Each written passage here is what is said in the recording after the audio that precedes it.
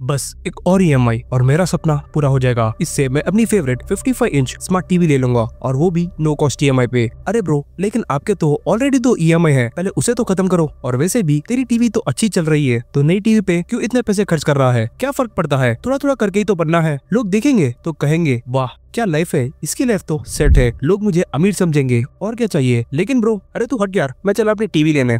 ये कहानी है मिडिल क्लास फैमिलीज की, जिसे बदलना बहुत जरूरी है। 1951 में देश की पॉपुलेशन थी लगभग 361 मिलियन, लेकिन उसमें सिर्फ 4 to 5 मिलियन लोग ही मिडिल क्लास कैटेगरी से बिलोंग करते थे। मतलब सिर्फ 1.3% से 1.5% लोग ही मिडिल क्लास थे, बाकी या तो गरीब थे या इलाइट रोलर्स। लेकिन आज 2025 में मिडिल क्लास की पॉपुलेशन 583 मिलियन तक पहुंच चुकी है, जो कि पूरे देश की 41% पॉपुलेशन है। ये सिर्फ बड़ा नहीं बल्कि गेम चेंजिंग नंबर है। इसी वजह से एप्पल, नेटफ्लिक्स, टाटा, मामा अर्थ और हजारों ने एफएमसीजी या टेक ब्रांड्स अपना पूरा बिजनेस मॉडल मिडिल क्लास के अराउंड बना रहे हैं, क्योंकि पैसा, एस्पिरेशन और कंजप्शन सब कुछ इसी सेगमेंट में घूम रहा है। ईएमआई पे फोन लेना, क्रेडिट कार्ड पे शॉपिंग करना, मंथली सब्सक्रिप्शन लेना, ये सब आज के मिडिल क्लास के लिए नया लाइफस्टाइल बन चुका है। अगर भरोसा नहीं होता तो किसी भी बड़े स्टार्टअप को उठा के देख लीजिए, उनका टारगेट कस्टमर मिडिल क्लास ही होता है। आज ब्रांड सिर्फ प्रोडक्ट नहीं, एक इमोशन, एक फीलिंग बेच रहे हैं। एक जमाना था जब लुई विटॉन, रोलेक्स और गुची जैसे बड़े लग्जरियस ब्रांड्स सिर्फ अल्ट्रा रिच लोगों के हाथों में देखने को मिलते थे, लेकिन आज उनके प्रोडक्ट्स सैलरीड प्रोफेशनल्स और मिडिल क्लास बैकग्राउंड्स के हाथों में देखने को मिलते हैं। क्या ये लग्जरी इतनी सस्ती हो गई है? बिल्कुल नहीं, इन्होंने अपने प्राइसेस और भी प्रीमियम बनाए, लेकिन मिडिल क्लास ने अमीर दिखने के लिए हद से ज्यादा कंज्यूम करना शुरू कर दिया। Investor and market expert Abhijit Chokshi का ये कहना है कि 1995 में 40,000 रुपीज का लुई विटॉन बैग सिर्फ रिच फैमिलीज और ओल्ड मनी कस्टमर्स ही खरीदते थे, लेकिन आज के दिन वही ब्रांड अपने बैग्स 2.8 लाख रुपीज में बेच रहा है और इनके कस्टमर्स है 30 ईयर्स ओल्ड, जिनकी सैलरी 1 लाख रुपीज से भी कम है। और इन्होंने एक्स प्लेटफॉर्म पे ये भी शेयर किया कि 75% लग्जरी स्पेंडिंग्स मिडिल क्लास के पास से आता है, लेकिन इनके पास इतने पैसे कहाँ के कि ये इतना बड़ा अमाउंट कैश में पे करे। यहीं से शुरुआत होती है एक नए चैप्टर की, the rise of EMI. When people with modest incomes have taken on multiple loans which they're never going to be able to repay. 7 members of the family who hailed from Dehradun allegedly entered into the suicide pact. According to the police, a heavy unpaid debt is believed to be the reason behind the tragic incident. EMI यानी equated monthly instalment, जिसने middle class को premium सपने देखना ही नहीं, उन्हें खरीदने का रास्ता भी दिया। फॉर एग्जांपल, बजाज फाइनेंस एक ऐसी कंपनी जिसका नाम आपने जरूर सुना होगा। ये फिल्म आज हर मिडिल क्लास के सपनों का फाइनेंसर बन चुका है। 2002 में जब इस कंपनी का आईपीओ आया था, तब एक शेयर की कीमत सिर्फ 5 रुपीज की थी। आज उसी शेयर की वैल्यू 9,200 रुपीज हो चुकी है, जिसका मतलब है लगभग 1,60,000% का रिटर्न इन्वेस्टर्स को मिले। सोचो, अगर किसी ने इसमें 10,000 रुपीज भी इन्वेस्ट किए होते तो आज उसकी वैल्यू 1.6 करोड़ से भी ज्यादा होते। लेकिन ये पैसा आखिर आ कहां से रहा है? बजाज फाइनेंस ने इतने पैसे कमाए कैसे? ये पैसे आप और मेरे जैसे मिडिल क्लास लोगों का है, जो हर बार late fees, interest, processing charges और हिडन कॉस्ट भरते हैं, और वो भी बिना जाने। जब आप नो कॉस्ट ईएमआई सुनते हो तो लगता है इंटरेस्ट फ्री है, लेकिन असली पैसा वही से जनरेट होता है। Processing charges, insurance, add on, handling fees सब साइलेंटली डिडक्ट होता है। बड़े ब्रांड्स इसी साइकोलॉजी का फायदा उठाते हैं, आपको एक एस्पिरेशनल लाइफस्टाइल बेचते हैं, और हम जैसे मिडिल क्लास सिर्फ शो ऑफ के लिए अपनी औकात से ज्यादा खरीदने लगते हैं। इस वीडियो में हम समझेंगे कि कैसे ये सिस्टम आपको साइलेंटली डेब्ट ट्रैप में ले जा रहा है, और मेन इंपॉर्टेंटली सीखेंगे वो 3 सिंपल फाइनेंशियल रूल्स जिसे बड़े इन्फ्लुएंसर्स और मिलियनर्स यूज करते हैं, जिसे आप भी फॉलो करके अपने पैसे बचा सकते हो और स्मार्टली ग्रो कर सकते हो। एंड मेन इंपॉर्टेंटली आप ये मिडिल क्लास ट्रैप से एस्केप हो सकते हो। ये बात है लेट 90s की, जब इंटरनेशनल ब्रांड्स जैसे रीबॉक, सैमसंग, नोकिया और डेल इंडिया में एंटर कर रहे थे। इस एंट्री ने न सिर्फ मार्केट में नए ऑप्शंस लाए, बल्कि इंडियंस के प्रेफरेंसेस में भी ड्रास्टिक शिफ्ट दिखाई दिए। लोगों के पास नए चॉइसेस थे, साथ ही अर्बन इंडिया की परचेसिंग पावर भी तेजी से ग्रो कर रही थी। लेकिन प्रॉब्लम ये थी कि उस वक्त प्राइवेट बैंक्स लेंडिंग के लिए काफी कंजर्वेटिव और स्ट्रिक्ट पॉलिसीज फॉलो करती थी। उनके लिए लोन या क्रेडिट सिर्फ हाई इनकम ग्रुप्स तक लिमिटेड था। मिडिल क्लास के लिए ये सब लग्जरी थी। लेकिन इसी मार्केट को स्पॉट किया आईसीआईसीआई बैंक के विजनरी सीईओ केवी कामत। उन्होंने एक बोल्ड स्टेप लेते हुए 2004 में अपने क्रेडिट कार्ड पर ईएमआई का ऑप्शन लॉन्च किया, जिससे आईसीआईसीआई बैंक बन गया प्राइवेट बैंक, जिसने आम आदमी को ईएमआई का ऑप्शन इंट्रोड्यूस किया। अब इससे हर किसी को बिना हेवी डॉक्यूमेंटेशन के एक स्वाइप में बड़ी खरीदारी का सपना पूरा करने का रास्ता मिल गया। ये एक फाइनेंशियल रेवोल्यूशन था, जिसमें मिडिल क्लास के सपने और मार्केट प्रोडक्ट्स के बीच का ब्रिज बन गया ईएमआई। आईसीआईसीआई क्लास का वो टॉपर बन गया जिसने मैक्स का कॉम्प्लेक्स प्रॉब्लम सबसे पहले सॉल्व कर लिया, जिसके बाद उस क्लास के बैक बेंचर्स यानी एसबीआई, एक्सिस, एचडीएफसी बैंक्स ने भी ये मैक्स प्रॉब्लम कॉपी करना शुरू कर दिया।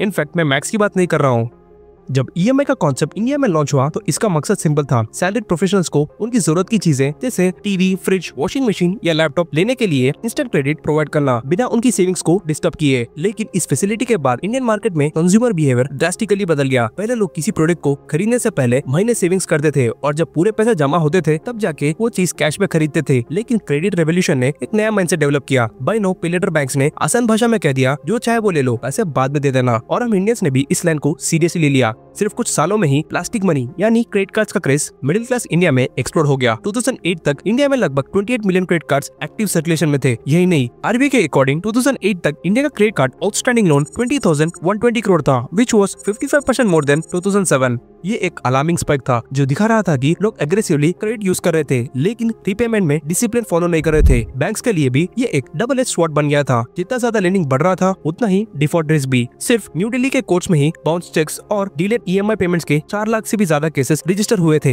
इमेजिन, इतने ज्यादा केसेस सिर्फ एक सिटी के कोर्ट्स में। क्रेडिट कार्ड इंटरेस्ट रेट 36% से 42% APR तक जा रहा था और लोग मिनिमम ड्यू पेमेंट करके इंटरेस्ट ट्रैप में फंस रहे थे। इन सब डेवलपमेंट्स ने ये क्लियरली दिखाया कि EMI और क्रेडिट सिस्टम ने मिडिल क्लास को फाइनेंशियल एम्पावरमेंट दिया, लेकिन साथ ही एक ऐसे स्लिपरी स्लो में ढकल दिया जैसे निकलना मुश्किल हो गया था, स्पेशली जब लोग बिना फाइनेंशियल प्लानिंग के क्रेडिट कार्ड यूज करने लगे। रिसेंटली 2019 में NCFE यानी national centre for financial education ने इंडिया में एक मेजर सर्वे कंडक्ट किया जिसका नाम था फाइनेंशियल लिटरेसी एंड इंक्लूसिव सर्वे। पहला सर्वे 2013 में किया गया था और दूसरा 2018-19 में। हम यहाँ 2019 के अपडेटेड फिगर्स की बात करेंगे जिसमें इन लोगों ने अप्रोक्स 75,000 लोगों को सर्वे किया था, जिसमें NCFE ने यह फाइंड आउट किया कि आउट ऑफ 100 इंडियंस सिर्फ 27 लोग ही बेसिक फाइनेंशियल कॉन्सेप्ट्स जानते हैं, जैसे सेविंग्स क्या होती है, बजटिंग कैसे करते हैं, इंटरेस्ट रेट कैसे काम करता है और इन्वेस्टमेंट्स क्या होती है। सर्वे में 8 फाइनेंशियल क्वेश्चंस पूछे गए थे और उनमें सिर्फ 49% लोग ही 6 आउट ऑफ 8 सही जवाब दे पाए। शॉकिंगली ओडिशा में सिर्फ 11% लोग फाइनेंशियली लिटरेट थे और छत्तीसगढ़ में ये फिगर 9% थी। मतलब हर 10 लोगों में सिर्फ एक आदमी को बेसिक फाइनेंशियल नॉलेज थी। यही रीजन है कि इतनी बड़ी पॉपुलेशन के लो अवेयरनेस को देखते हुए फाइनेंशियल फिल्म्स ने एग्रेसिवली इंडियन मार्केट में एंट्री की और इसी वजह से मिडिल क्लास लोग एक बड़ा फाइनेंशियल इल्यूशन का शिकार बन गए जिसका नाम था एसेट क्रिएशन इल्यूशन। जहाँ लोग सोचने लगे कि लोन लेकर घर या गाड़ी लेना एक स्मार्ट इन्वेस्टमेंट होगा जो लॉन्ग टर्म में एसेट बन जाएगा, लेकिन कई केसेस में ये उल्टा बर्डन बन जाता है। आरबीआई के डेटा के अकॉर्डिंग 70% लोन्स सिर्फ 2 चीजों के लिए ले जाते हैं, होम लोन्स और व्हीकल लोन्स। होम लोन में लोग अपनी लाइफ की पूरी सेविंग्स डाल देते हैं और बाकी का EMI कर लेते हैं, लेकिन कई बार ये इन्वेस्टमेंट सिर्फ सोशल स्टेटस के लिए लिमिटेड होती है, जबकि अगर वही पैसे Tier 2 सिटी के किसी भी प्लॉट या इंडिपेंडेंट हाउस में इन्वेस्ट किए होते तो रिटर्न्स इन्हें ज्यादा मिलते। व्हीकल लोन तो और भी ज्यादा डेंजरस है, जिसमें लोग सिर्फ कंफर्ट और कंपटीशन के चलते अननेसेसरली एक्सपेंसिव गाड़ी ले लेते हैं। जैसे कि मेरे दोस्त ने थार लिया तो मैं स्कॉर्पियो लेके बताऊंगा, जबकि आपका काम एक सेकंड हैंड कार से भी हो सकता है या किसी नॉर्मल हैचबैक से भी। ये सब इसलिए हो रहा है क्योंकि लोगों को बेसिक फाइनेंशियल नॉलेज नहीं है और जब तक हम फाइनेंशियल लिटरेसी सीरियसली नहीं लेंगे तब तक ये लोन कल्चर मिडिल क्लास को रिच बनाने के बजाय और भी फाइनेंशियली वीक बनाते रहेगा। France based luxury brand Dior जो हर साल अपने बैग्स लाखों में बेचता है, लेकिन क्या आपको पता है कि इस बैग की मैन्युफैक्चरिंग कॉस्ट कितनी है? रिसेंटली कुछ चाइनीज मैन्युफैक्चरर्स ने ये क्लेम किया है कि वो लग्जरी ब्रांड्स के गुड्स मैन्युफैक्चर करते हैं। एक मैन्युफैक्चरर ने ये बताया कि वो डियोर का एक बैग बनाता है जिसका प्राइस है $6,000 जो कि इंडियन रुपीस में अप्रोक्स 5 लाख रुपीस है, लेकिन शॉकिंगली बैग को बनाने में सिर्फ $300 खर्च होते हैं, अप्रोक्स 25,000 रुपीस। और यही नहीं, आजकल एक वायरल वीडियो एक्स प्लेटफॉर्म पे फायर बन चुकी है जहाँ कुछ चाइनीज मैन्युफैक्चरर्स ओपनली ये क्लेम कर रहे हैं कि वो दुनिया के टॉप लग्जरी ब्रांड्स जैसे लुई विटॉन, गुच्ची और हर्मेस के बैग्स, शूज और एक्सेसरीज बनाते हैं। एक चाइनीज सप्लायर ने ये रिवील किया कि हर्मेस का आइकॉनिक बैग बिल्किन बैग जिसका रिटेल प्राइस $34,000 है, इंडिया में अप्रोक्स 29 लाख रुपीस, उसकी मैन्युफैक्चरिंग कॉस्ट सिर्फ $1,400 में बन सकती है, लगभग इंडिया में 1.2 lakh rupees. Birkin bag at Hermes boutique will cost you $38,000. Hey, I'm going to break it down in front of you step by step. So now to sum those up, the total cost will be $1,400 for one Birkin out of factory. But why Hermes will charge you $38,000 for one bag? That's because more than 90% of the price is paid for its logo. समझ रहे हो, ये branding का magic है। 1.2 lakh rupees का product 29 lakh rupees में बेचा जा रहा है। अब इन्हीं बैग्स के अनब्रांडेड वर्जन्स वही चाइनीज सप्लायर्स हाफ प्राइस में बेच रहे हैं और वो भी with free shipping, same leather quality and even stitched by the same workers. ये क्लियरली दिखाता है कि लोग सिर्फ बैग नहीं, एक ब्रांड फ्लेक्स और स्टेटस सिंबल खरीद रहे हैं। अब शॉकिंग बात सुनो, इंडिया में लग्जरी गुड्स की सेल्स का 75% कंट्रीब्यूशन मिडिल क्लास कस्टमर से आता है और इन कस्टमर्स में से मेजोरिटी सैलरीड एम्प्लॉयज है जो अपने लेट 20s और अर्ली 30s के बीच है। ये वो लोग हैं जिनकी मंथली इनकम उस लग्जरी आइटम के आधे प्राइस के बराबर भी नहीं है। फिर भी ये लोग EMI पे आईफोन, डिजायर बैग्स और लग्जरी स्नीकर्स ले रहे हैं सिर्फ एक चीज के लिए, सोशल वैलिडेशन। यानी सिंपल लैंग्वेज में इसे दिखावा कहते हैं। इस पूरी EMI इकोनॉमी में रियल पैसा तो ब्रांड और फाइनेंसर कमा रहे हैं और मिडिल क्लास सिर्फ EMI भरते भरते रियल वेल्थ बनाना भूल चुका है, जिसका सबसे बड़ा एग्जाम्पल है आईफोन। आज आईफोन एक लग्जरी नहीं, एक मास एस्पिरेशन बन चुका है, स्पेशली जेनजी के लिए। सोशल मीडिया इन्फ्लुएंसर्स का रिच लाइफस्टाइल को देखकर कुछ मिडिल क्लास घर के लड़के उसे कॉपी करने की कोशिश करते हैं, लेकिन उसे समझने की कोशिश कभी नहीं करता। EMI पे वही 1 to 1.5 लाख रुपीस का आईफोन लिया जा रहा है सिर्फ इंस्टाग्राम स्क्रॉल करने के लिए या दोस्तों के सामने थोड़ा फ्लिक्स करने के लिए, और ये वही काम 20 to 30,000 रुपीस के फोन से भी कर सकते हैं,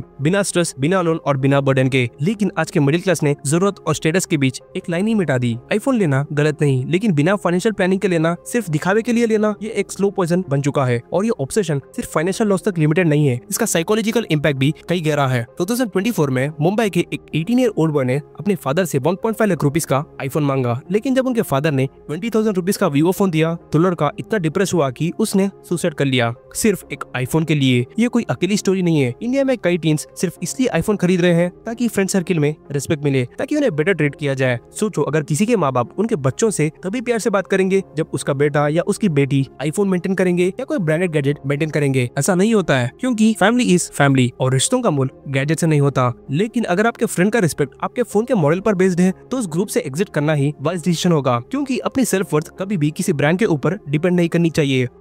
और अब एक और शॉकिंग फिगर ये है कि इंडिया में आईफोन की 60% सेल्स Tier 2 और Tier 3 सिटी से आ रही है, जहां लोगों की एवरेज सैलरी 27,000 पर मंथ है। मतलब अगर कोई आईफोन 15 खरीदता है तो अपनी सैलरी का 2x कमाना पड़ेगा, फिर भी 5 से 6,000 कम ही पड़ेंगे। तभी तो इंडिया में 70% आईफोन्स EMI पे खरीदे जा रहे हैं, जहाँ से बजाज फाइनेंस जैसे लेंडर्स मैसिव प्रॉफिट्स कमा रहे हैं। मिडिल क्लास लोग अक्सर ये बोलते हैं कि काश दादाजी ने वो हाईवे वाली जमीन ना बेची होती तो आज हम करोड़पति होते। लेकिन कोई ये नहीं सोचता है कि EMI लाइफस्टाइल और ये एस्पिरेशनल शो ऑफ कल्चर उनकी रियल वेल्थ को साइलेंटली खत्म कर रहा है। एक आईफोन से शायद आपको रिस्पेक्ट मिले, लेकिन एक थॉटफुल इन्वेस्टमेंट से आपको फ्रीडम मिलता है। इसका डिफरेंस समझना बहुत जरूरी है। Based on experts like Morgan Housel, Ramit Sethi and CA Rachna Ranade, मैंने उनके फाइनेंशियल रूल से 3 बड़े simple but powerful insights figure out किए। अगर आप इन्हें फॉलो करो तो आप मिडिल क्लास ट्रैप से जरूर बच सकते हो।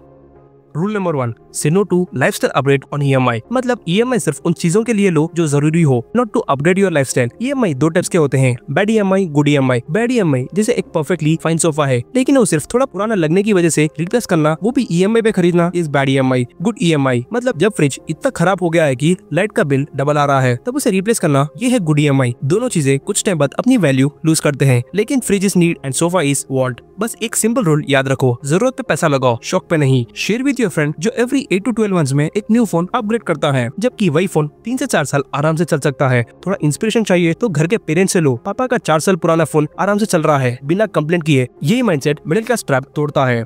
Rule number 2, follow the 40% rule. मतलब आपके घर का रेंट और सारी EMIs मिलके सैलरी का 40% से ज्यादा नहीं होने चाहिए। मिडिल क्लास की बड़ी प्रॉब्लम ये नहीं होती है कि इनकम कम है, प्रॉब्लम प्लानिंग में होती है। अगर आपकी सैलरी 60,000 है तो आइडियली 15,000 रुपीज रेंट और 20,000 रुपीज की EMI रखनी चाहिए, और बाकी 25,000 रुपीज में आपका food, health care, daily expenses आराम से कवर हो जाएंगे। या 60,000 रुपीज किसी के लिए कम होंगे और किसी के लिए ज्यादा। आपकी सैलरी के हिसाब से आप ये रूल सेट कर सकते हो, लेकिन रूल सब पे अप्लाई होता है।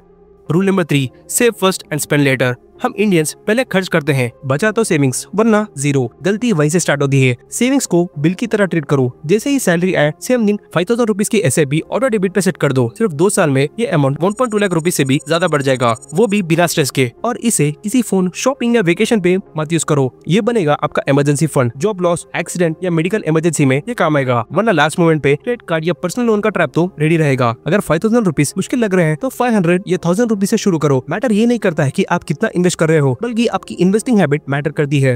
जो अब तक वीडियो में बने रहे हैं उनके लिए बोनस टिप, और वो ये है कि सबसे बड़ी इन्वेस्टमेंट खुद में करो। इसका मतलब ये नहीं है कि नए ब्रांडेड कपड़े या गैजेट्स खुद के लिए खरीदो। इसका मतलब है कोई स्किल सीखो जो आपको लॉन्ग टर्म में ग्रो करने में मदद करे, क्योंकि कई बिलियनर्स ने SIP पे डिपेंड नहीं किया, बल्कि इसके साथ किसी एक स्किल को मास्टर किया, जिससे कि आज के दिन ये इस पोजीशन पे है। अगर आपको बिजनेस और पर्सनल फाइनेंस के और भी पावरफुल लेसन चाहिए तो चैनल को सब्सक्राइब कीजिए। दैट्स इट फॉर टुडे, मिलते हैं अगले वीडियो में।